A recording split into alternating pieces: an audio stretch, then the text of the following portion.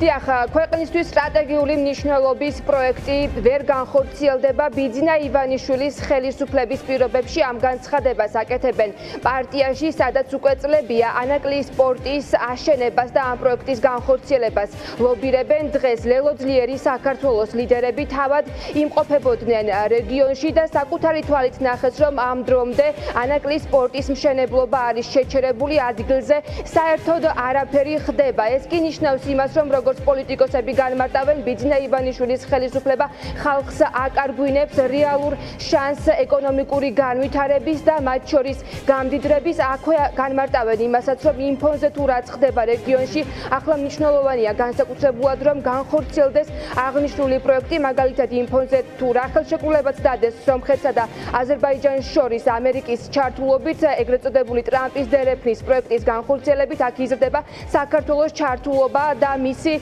როლი, თუმცა ამ შანსს ქართველ ხალხს ბიძინა ივანიშვილი აკარგვინებს, ამბობენ ლელო ძლიერ საქართველოში.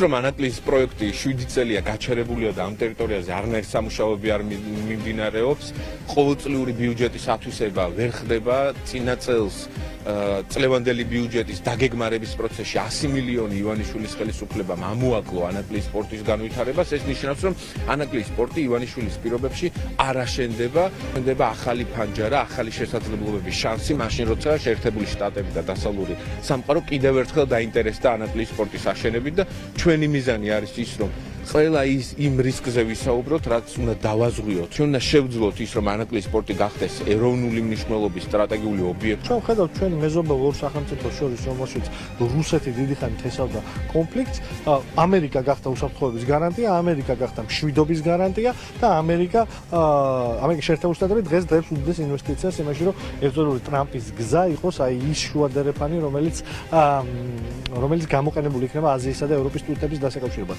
ეს ყველაფერი ანაკლის პორტის გარეშე უბრალოდ წარმოუდგენელია და ეს არის დანაშაული თითოეული ქართული ოჯახის წინაშე. ანაკლის პორტის მშენებლობის შეჩერებით შეაჩერეს საქართველოს განვითარება, ასევე უსაფრთხოება, 10,000-ობით სამუშაო ადგილი და ევროინტეგრაცია. უნდა შევძლოთ ყველამ ერთად საუკუნის აი ეს მართლა სტრატეგიული პროექტის განხორციელება ქართველებმა. ანაკლის პორტის აშენება სასიცოცხლოდ გჭირდება. ამას ამბობენ ადგილობრივი მაცხოვრებლები, ვისაც ქართული ოცნება წლებია პირდება, რომ ანაკლის პორტს ააშენებს და ეკონომიკასაც ააყვავებს. თუმცა ამ დაპირებების ფონზე რეალობა სულ სხვანაირია. მაცხოვრებლები ამბობენ, რომ რეგიონში პირიქით გაიზარდა უმუშევრობა და ძალიან ბევრმა ახალგაზრდამ საერთოდ რეგიონი დატოვა და ემიგრაციაში წავიდა. ორ აშენდეს მე მილიონები დაყვედა, დაყვედა. ამიტომ უნდა ავაშენოთ ეს ჩვენ პორტის იმედი ცხოვრობ ყველა. უნდა ავაშენოთ პორტი. თქვენი იმედი გაქვს, მე ყველას გისურვებთ. პორტი გჭირდება როგორც კაც საჭმელი იგრე. იმიტომ აქ მეტი არაფერი არ არის. ნაკიაში უმუშევრობა უფრო მეტად. მიგრაცია თუ ხალხი თუ მიდის. აქ ხალხგაზრდები ვაფშე არ არიან, უკვე. სად არის იტალიაში, საფრანგეთი, გერმანიაში, ევროპაში, ძირითადად ევროპაში. სატირაშენ რომ მიდიხარ, ხუცების მეტი არავინ არა, ახალგაზრდები. სოფელი დაიცალა. 65-იანი ვარ და აქ დავიბადა. დიახ. ხელსოფლს ხო იცნობ? რამდენი კაცია ახლა მშენებლობაზე დასაქმებული? რამე მშენებლობა? 2% არა, 2. გასრულდა პორტის დამთავრდა მუშაობა. მეტი არაფერი სამუშაო არა იმაში ანაკლიაში.